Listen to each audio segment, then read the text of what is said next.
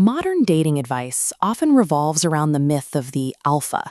It suggests that to secure a partner, a man must become a lone predator, hyper-competitive, completely self-reliant, and standing entirely apart from the group. But human history and psychology suggest a different path. To successfully win a bride and lead a family, a man must first master the art of self-sacrificing love for the brothers standing right next to him. We have lost this perspective because modern masculine hierarchies have largely collapsed. Today, men often operate in a zero-sum game of endless competition, tearing each other down for status and leaving no safety net when someone inevitably stumbles. Pursuing romantic success while ignoring the breakdown of these male communities leads to a fragile, isolated existence. The primary casualties of these broken structures are the younger brothers. These are often sensitive or neurodivergent young men who slip through the cracks, the quiet ones left without guidance or protection. Without mentors, they drift into a digital panopticon, an inescapable loop of algorithmic validation and artificial pornography. This environment is precision-engineered to exploit the developing brain, flooding the user with hyper-salient stimulus, rewards so intense and simplified that a sensitive mind becomes psychologically tethered. Because we carry these digital portals right in our pockets, willpower alone is rarely enough to escape. The temptation is constant and ubiquitous. Leaving these young men to be consumed by the digital void weakens the collective future. Rescuing them is the core responsibility of the older brother. This brings us to the concept of Kenotic husbandry.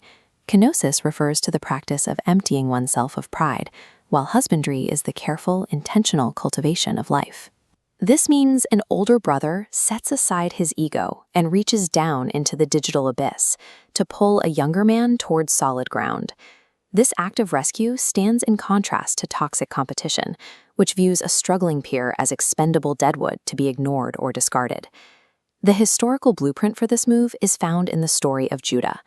After years of jealousy and betrayal, Judah redeemed himself by offering his own life to safeguard his most vulnerable younger brother, Benjamin. That willingness to take the hit for a peer marks the transition from a boy competing for himself to a man capable of protecting others. By rescuing diverse minds, a community builds collective resilience. It avoids the fragility of a single-crop monoculture, instead fostering an ecosystem of different thinkers.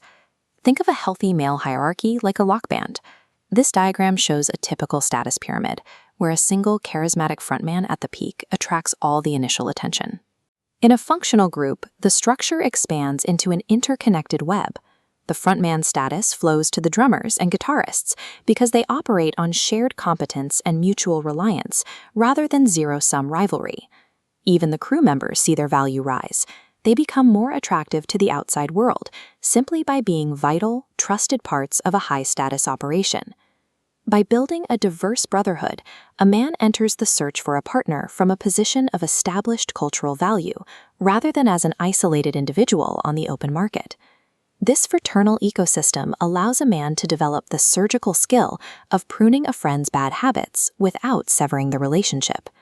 Practicing these firm, corrective skills among sturdy peers is the environment where a man learns to dismantle his own ego and embrace humility.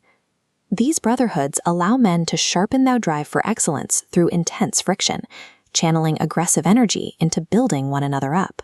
Mastering this self-emptying cultivation among brothers develops the temperament required to nurture the delicate structure of a family.